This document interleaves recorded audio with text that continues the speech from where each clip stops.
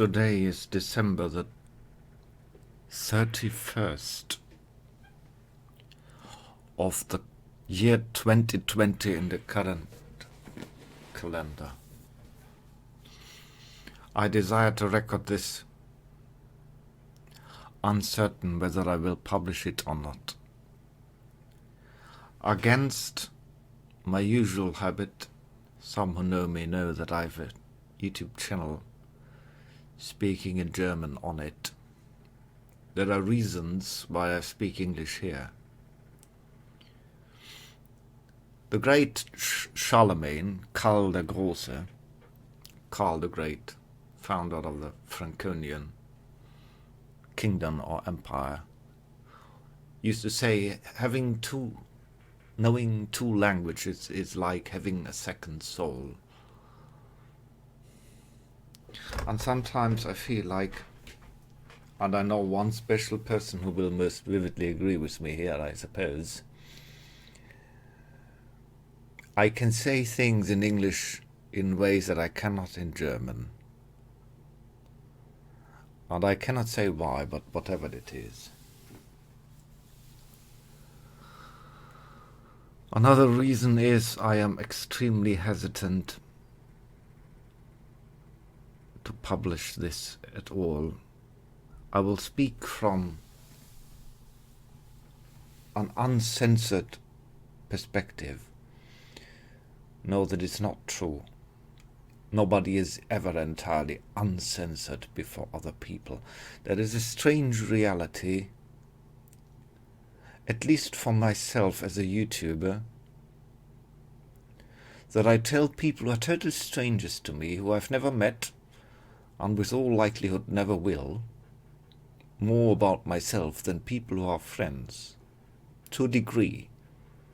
There are things which I tell friends, which I tell not my YouTube audience, but there is a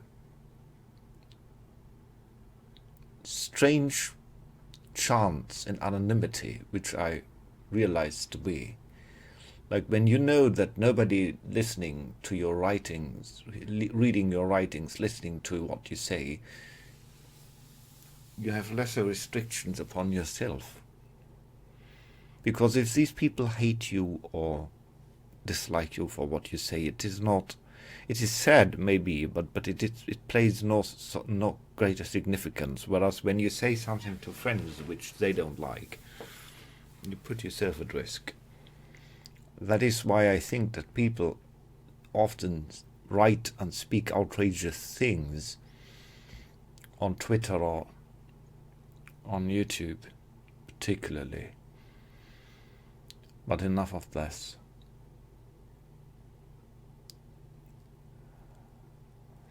All my instincts tell me that we are entering into dark times, exceeding any imagination that we currently have.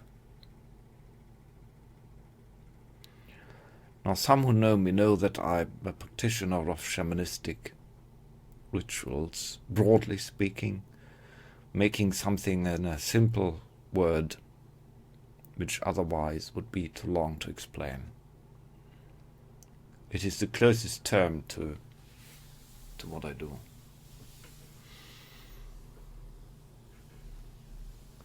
And now those who are materialistic and do not believe in the spiritual, it is of course idiocy, lunacy or whatever, and in a corner of my mind I hope it is.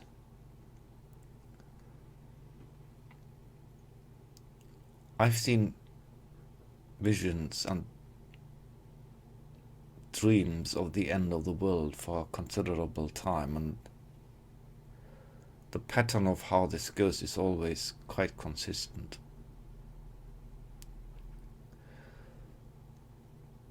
The human experience is not about politics, not about economy, not even in the direct sense about things like the environment, or how much taxes whoever pays, or how much welfare and health care someone gets. These are all afterthoughts of one important lesson. The lesson of our spiritual reality, which is the reality which supersedes everything else. And I firmly believe this for about 35 years now, and I am these days more convinced than ever. If we do not understand spiritually who we humans are, we will never solve any other crisis or problem. We will always stumble from one crisis to the next, from one problem to the next, as long as we do not understand one simple lesson. And that is that we are all connected as spiritual souls together.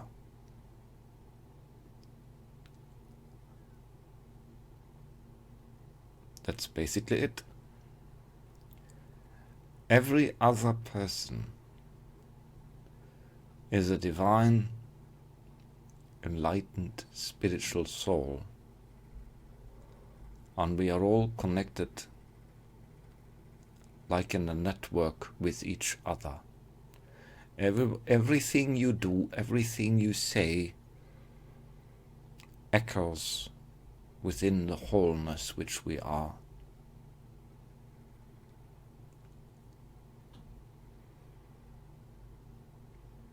But it is also something that is like a living organism, so it cannot be changed violently. And those who want to change things too fast will more often than not do greater harm. So while we can and must change, it is those people who are lacking of patience and want to break up things in order to remodel the world in their vision. Now, it's not to say whether the vision is good or bad, for who am I to be a judge of that? But who believes that a thing must be broken before it can be made good has lost the path of wisdom.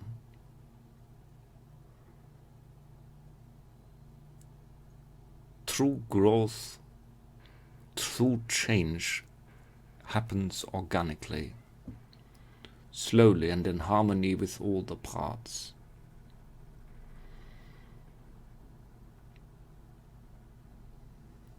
There are so many bad spiritual ideas, particularly ideas of particular religions, which keep people in fear. Fear that something might be sinful, fear of wrong thinking. And it is this poisoning of spirituality through a few religions which has given spirituality itself a bad name in the view of many.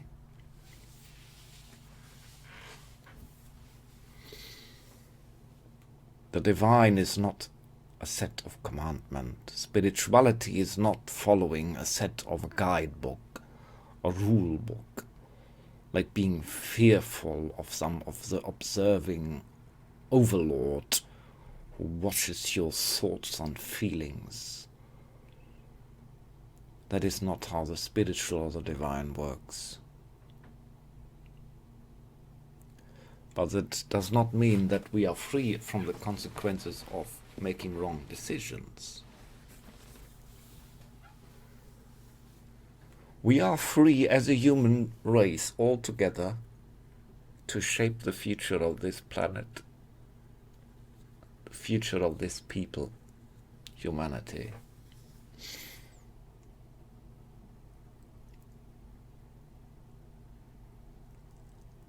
And if I am perfectly honest, and I know it will not be popular among some people to hear,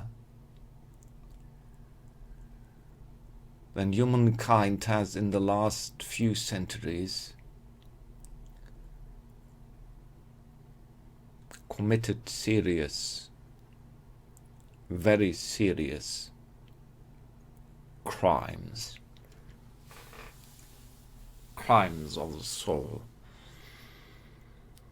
casting down some to the profit of few, destroying and exploiting nature for greed without end.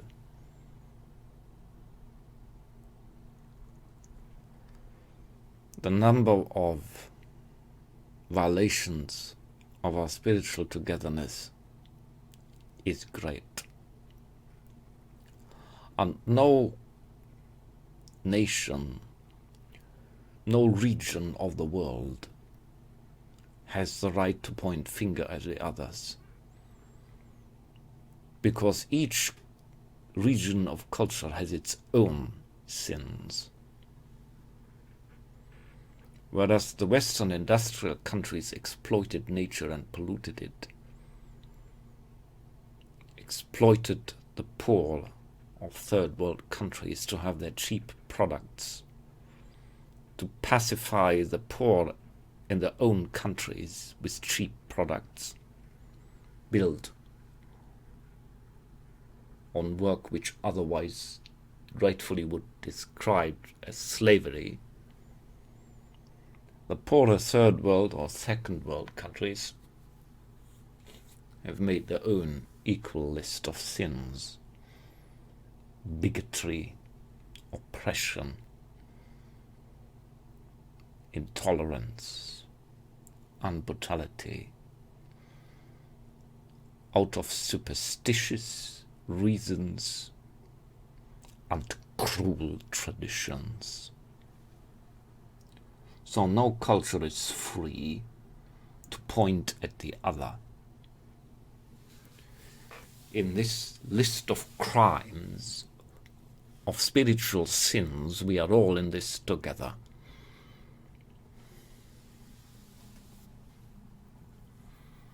Now the divine, as ever you want to understand it, whether you believe in one God or many, a spiritual force or whatever it may be,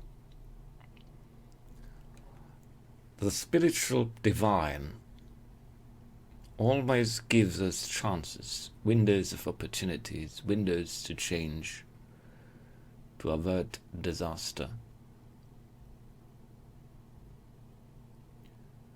But year after year, we human beings have managed to ignore the warning signs,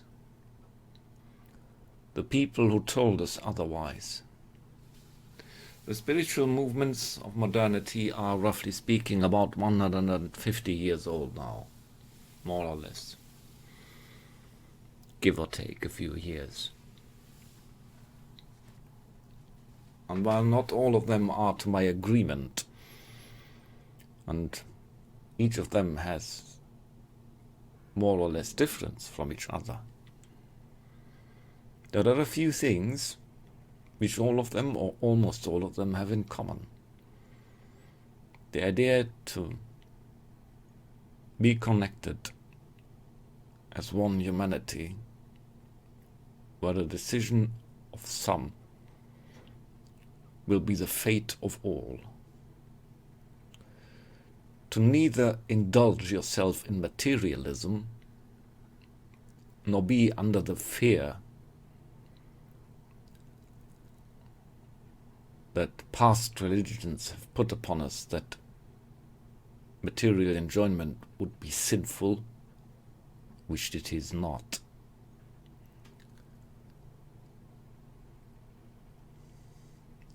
To have this balance between respecting material world matters, the pleasures of the world, good food, nature around us, embracing and enjoying the acts of love, and I mean also in the physical sins, freely given and freely taken between consenting people. All these things are the pleasures of the material world, and they too are divine and sacred in their own right and their own way. As long as we do not enslave ourselves, or let enslave, becoming addicted to some passion.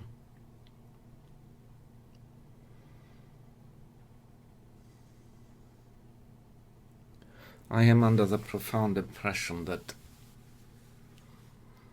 the time to come is a divine reckoning. And I cannot say that we did not deserve it. I am sorry that it's probably not what people want to hear, because everyone will say, what did I do? I did do no evil. I think so time and again. What did I do? As an individual, probably nothing, or little. But we are not individuals as such. We are one human race. And the decisions of some will be the fate of all. And there is at least one sin each of us is to a degree guilty, and that is the sin of not resisting, of not speaking up, of being fearful or lazy, or whatever hinders you to say no to something that is bad. And to do that without hatred in the heart, without subjugating yourself to hate and anger. Well, I will not say that you not have the right to be angry about things which are bad. You have the right to be angry about that. You have the right to hate things which you hate. You have the right to hate. That is not unspiritual. I hate violence. I hate it when people are put down. I hate it that people are belittled. But you see, there is a small difference. There is the saying that God hates the sin, but not the sinner. And while I am not God, I generally share the notion that that is how we should do. Though of course there are some people who are, at least in this lifetime, seemingly lost. And people can get lost, at least for a lifetime, before the great reset of rebirth. They've been so misled to forget their own spiritual nature and the spiritual divine nature of the people around them. They're so habituated to lying first to themselves and then consequently to others. There were often debate in humankind what was greatest sin, what was be the greatest vice. And I've always believed it was to be dishonesty, falsehood, lies. And there is a great sentence in the 10 Commandments which say, "Thou shalt not be a false witness against thy neighbor." And it's a strong, powerful, and I believe true and important rule. Do not say wrong things about another person. It is important to try this to your best abilities. But I believe the worst lie is not the lie which you do about others or towards others, because that is only a consequence of something that comes before that, and that is lying to yourself.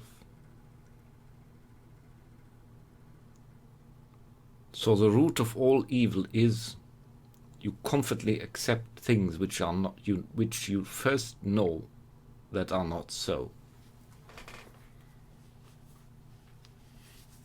You blindly accept what someone else tells you, and you do not check whether it is true or not. And it is not difficult in these days. We hear the same slogans, the same easy explanations, the same simplified buzzwords in all the media and TV, radio, internet, on politicians and other people who have public voices, all speaking like a Troyer, like one directed voice, all the same things. And how can an individual say, I doubt this? How can this be true? There are very few souls who indeed have the soul strength to question what so many others say must be so.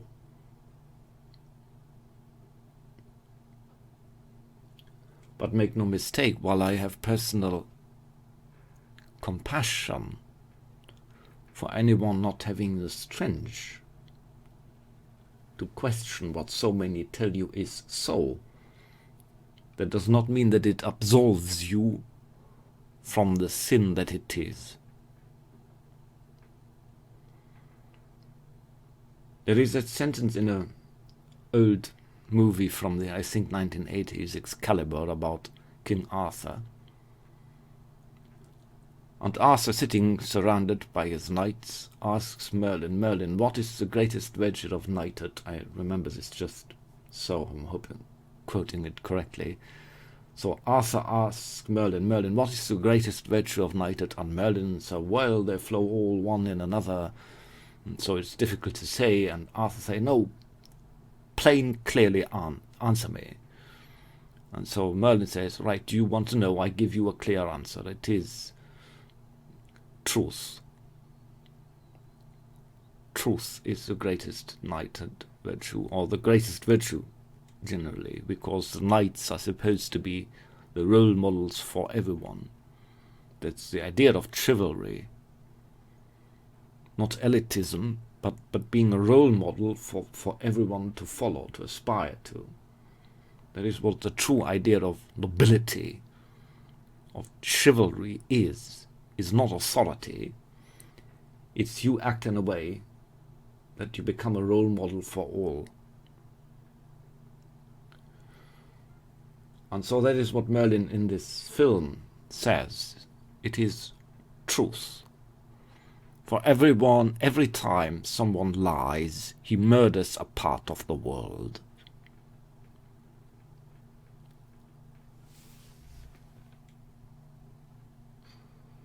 When we do not know things for certain, and we know most things not for certain, it is a natural, logical, and virtuous thing to say, I just don't know. When I listen to news about whatever is going on these days, and topics which agitate people, like Biden versus Trump, the various opinions about the coronavirus, mass immigration, the religion of Islam, the religion of Christianity, other topics which agitate and emotionalize and cause strong emotional reactions from the various sides, I constantly remind myself there is a whole lot of things about these topics which I just do not know. I have beliefs, I have suspicions, I have hunches, I have opinions. But what I know for 100% to be certain and true about all these things is very little. and that demands another virtue, and that is humility. Intellectual humility, first and foremost. I must be humble in dealing with other people, saying, this other person might be right, or he might be wrong. It's not that I'm easily falling over to the other side, but to assume that the other must not necessarily be all wrong. This is why we once invented something like dialogue, like talking about things, like the basic idea of democracy and republics, where we sit together and share all freely our ideas. And these are things which are larger and larger, made impossible for many reasons. There are groups in power, without the shadow of a doubt, which make it more and more difficult for people to simply say what they believe is true. And even worse, there are power in YouTube, for example. There are regulations in YouTube which in certain cases do not allow you to just say what you see in front of you, because it is forbidden. In some certain cases which I shall not name. That is the time that we live in now, that one of the great places of exchange of opinions on the global scale, which should have been as a stepping stone to understanding each other, we now enter an era where people cannot say what they believe, where people cannot say what they wish, and worst of all, where people cannot say even what they see happening before their own eyes without being censored.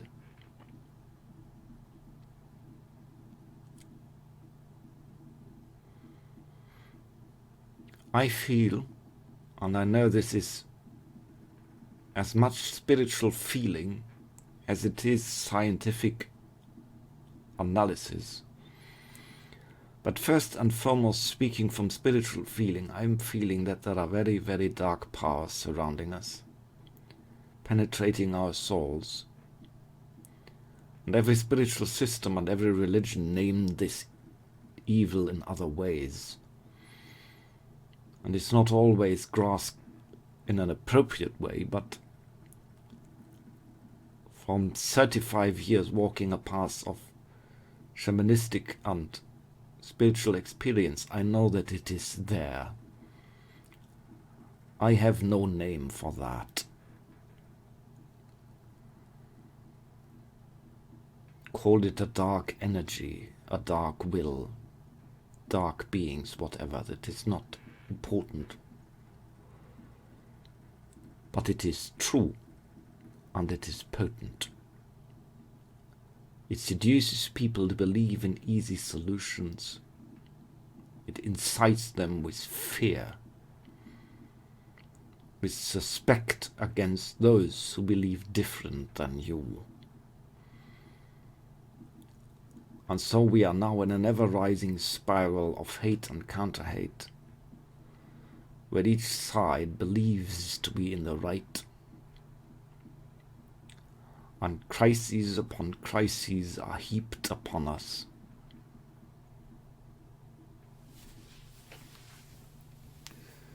I have no answers to this, for I know, above all, how little I know.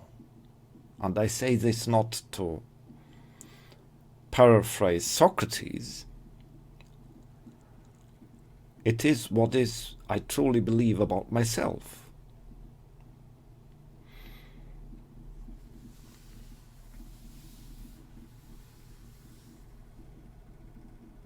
I rely on these areas where I think I have done a lot of work. I'm a historian, for instance. I've read a lot about history. I'm a social scientist. I've read a lot about sociology.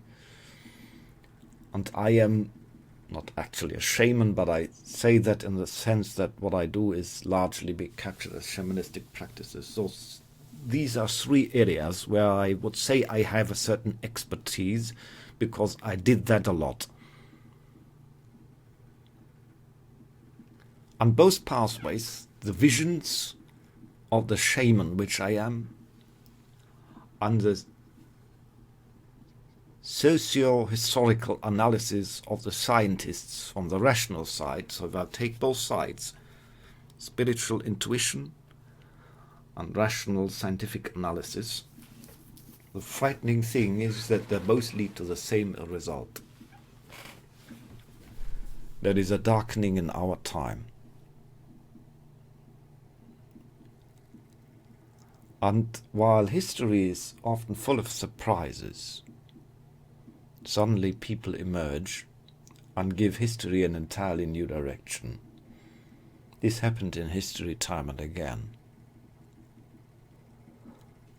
And as Gandalf the Grey says, though being just a figure, the figures we create in our stories reflect something about us, often coming from deeper divine sources of the human soul, speaking in such images. So Gandalf the Grey says to Frodo, comforting, there are not only powers of evil in this world, meaning that there are also forces of good. Though very often these are not the same who call themselves good or regard themselves good. And one of the easiest way to spot someone who is not good is people who are not good are loud, noisy,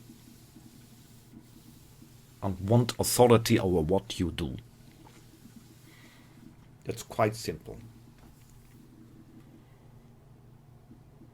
I was a pupil of 3 spiritual teachers and a teacher for maybe 24 spiritual pupils in the last 35 years.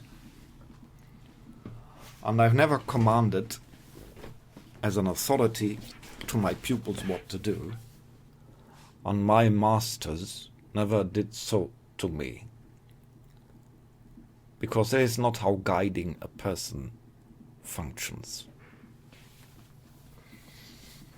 So the simple sign that what people are wanting and telling you is not good and possibly evil is when they yell at you, commanding you what you should do.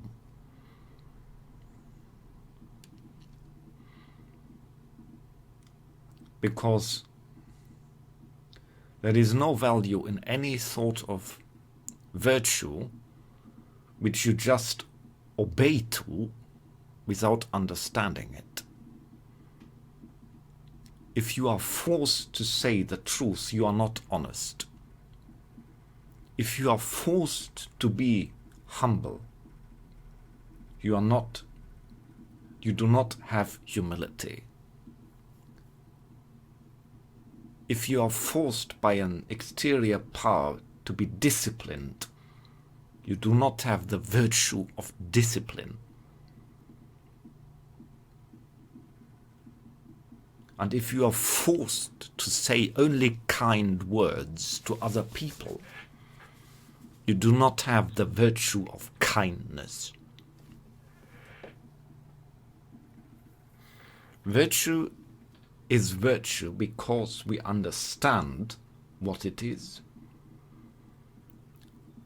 and we practice it free of choice. That is why I am quite strictly opposed to some movements of our time who want to force through fear-inducing others to be virtuous.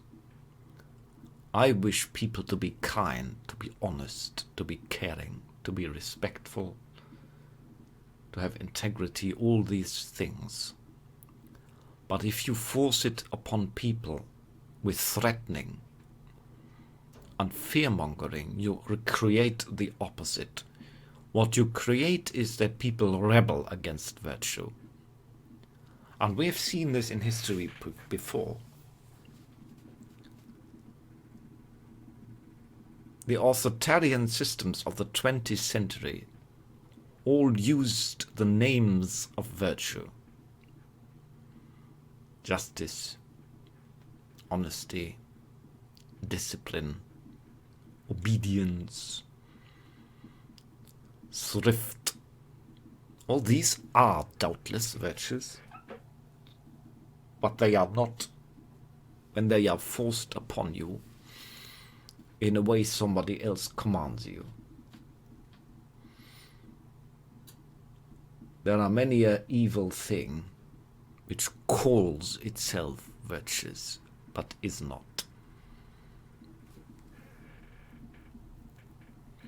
And there is one simple way to regard if a plan or idea is virtuous or not, and that is not looking at the intent, but looking at the results. There is this word in the New Testament, by the fruits you shall understand them, understand their nature. And the fruits of many of those who themselves call now themselves virtuous quite clearly bear witness against them.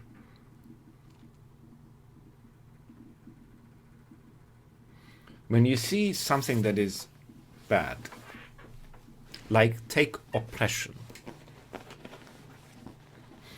People are oppressed in many ways, or coerced to groupthink, to lie to themselves, to repeat propaganda told by others, in the fear of being left alone or persecuted. That is oppression. And it can present itself in virtuous terms and say, oh, we do this for the good. I feel oppressed, and now that gives me the right to punch you in the face.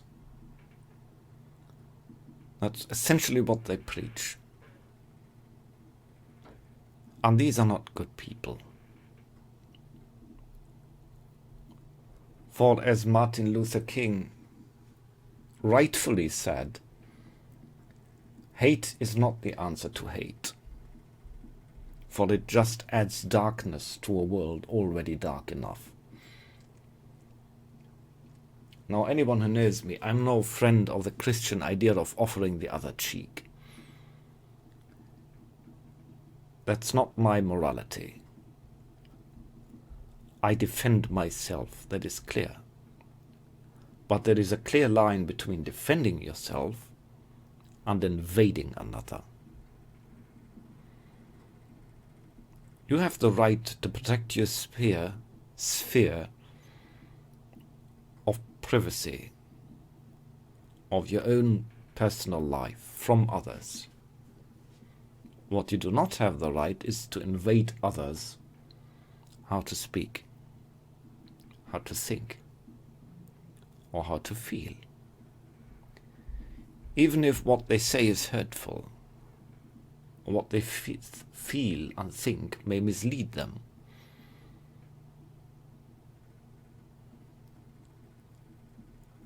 Darkness can only be cast out through light, not through more darkness. And there is this, I know I'm making it a little bit funny, but there is this, well, who knows the original trilogy of Star Wars, the first three movies from the original three ones. There is Luke Skywalker asking Yoda how can he know the difference between the light side and the dark side.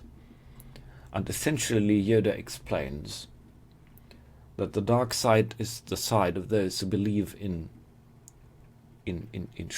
short way, who lack the patience. They want results now, and they want them forced. Evil often starts with the best of intentions. The greatest evils in the world.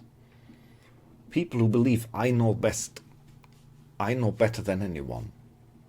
I'm more sacred and holy and wise than anyone. And so they start to preach and tell people, and usually people do not listen. And then they say, okay, they don't listen, but I know I'm right. So they start to threaten them. They start to form movements. If you do not listen to what I say and my followers say, we will threaten you, and you will lose your job, and you will not get a bank account, and you will live in misery. Just do as we say, because we know better, and that is no longer the path of good, no matter what your intentions were.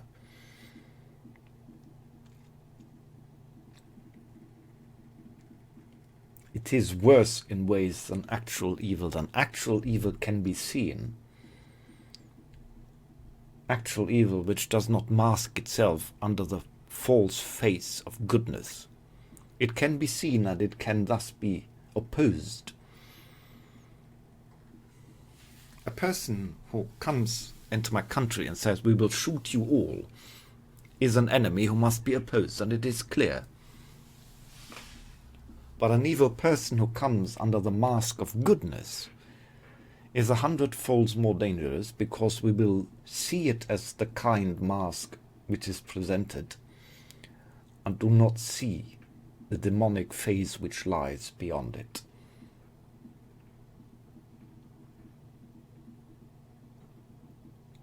The powers of the dark side, so to speak, are growing stronger every year in the last few years.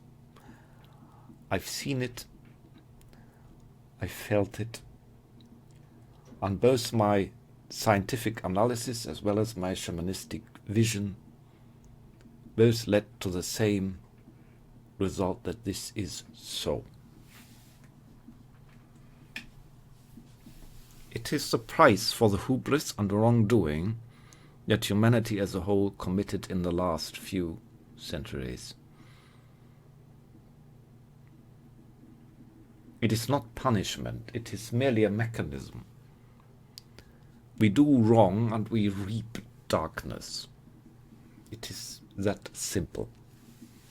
And we are all in this together. There is no island where you can flee to, no matter how much money you have. Some people are purposefully unleashing chaos and fear and darkness, hoping to profit from it. And they will not profit from it. Not at all. Because the chaos they reap will be something, if it goes on and is not stopped, from which nobody is safe. And their plans to achieve power will not function, not in the long run. Be wary of those who wear too obviously virtuous faces. I'm not a Christian, and I'm opposed to a good number of Christian values. Everyone who knows me knows this. As I said, for once I do not believe that offering the other cheek is a healthy and reasonable thing to do. Or to sacrifice yourself instead of keep on living and fighting the good fight, or standing the good cause, or whatever you want to call it. So being defenseless is not a virtue.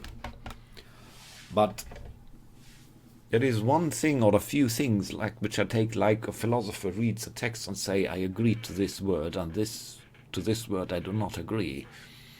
And one thing to which I agree is, there is this thing which Jesus says about people praying. And there are two kinds of how people pray and demonstrate their virtue. The one, they do it in the open road.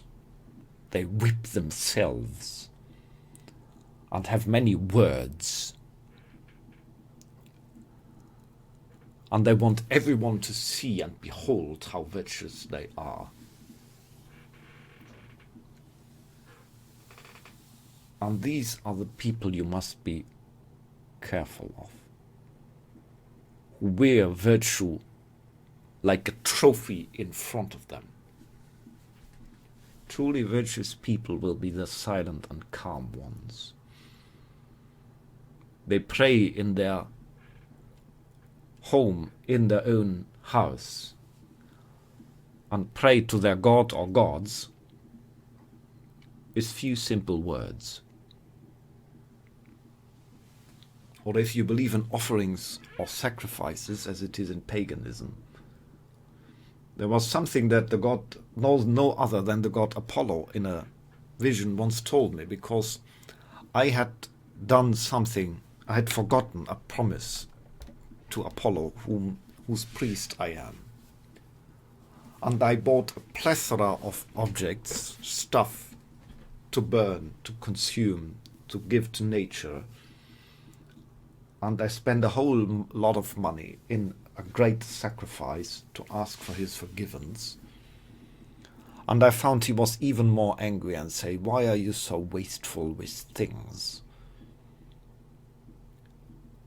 We, the gods, wish people to be thrifty.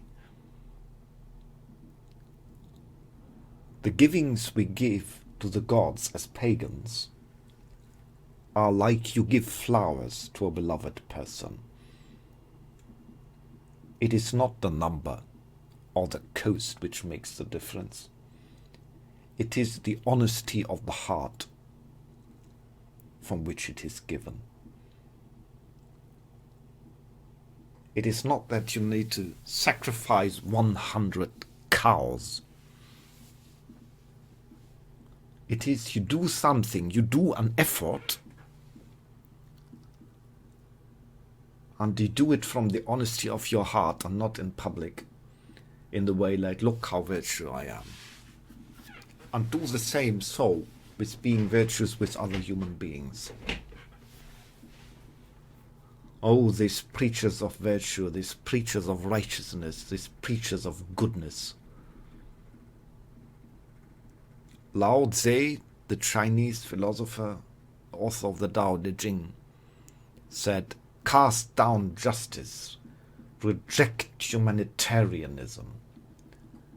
He didn't mean that people should be evil, but he warned us against people who held virtue like a sign, like a trophy always in front of them. And we are surrounded by people like this in all directions. I wish I was wise enough to have a remedy. I wish I was wise enough to tell you in such dark times how to counter this, to work with this. First and foremost, develop your spirituality in your own way, whatever it is. Do not seek to save the world. Do not seek to prevent evil. For even in fighting against monsters, as Nietzsche said, there is a danger to become a monster. So it is always a fine line. It would not preach ignorance, but there is always a risk to be lost in the fight against darkness, becoming the very thing that you once opposed. And many people with good intentions in world history fell to this dark pit of becoming an image of their enemy. And it is always a great tragedy when you realize that this happened.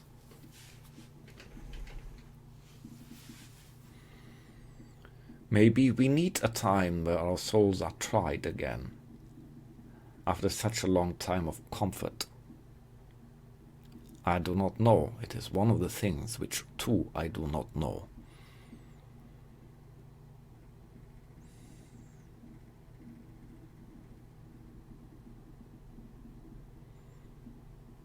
I do believe, and this is why, one of the reasons why I call myself a shaman and a pagan, is that learning from nature and connecting to nature is something that is very healthy for the soul. Even if you do not believe in gods and spirituality, in the occult or anything, every person who walks in a forest, in nature, in the mountains, on the sea, will know how healthy it is for your mind to just be in nature and to be away from all the artificial technological makings, which I do not oppose. I'm not a Luddite. I do not want to turn us back to a time before machines and technology. But they have a, shall I say, Luciferian temptation. I'm quite skeptical with smartphones and internet these days, for instance, and I think, while I would not want to undo it, I think we were indeed tempted by these devils of ever being overwhelmed with so-called information.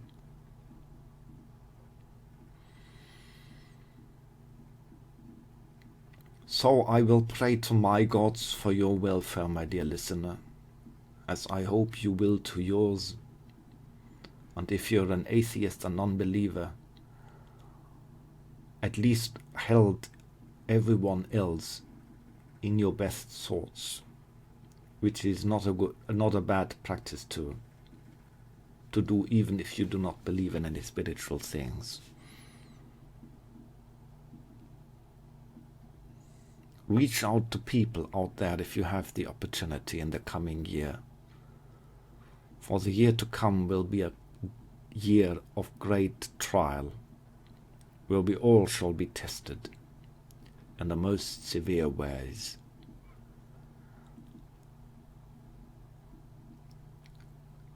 There is this word, I think it is from a great English poet Shakespeare, "To thine own self be true."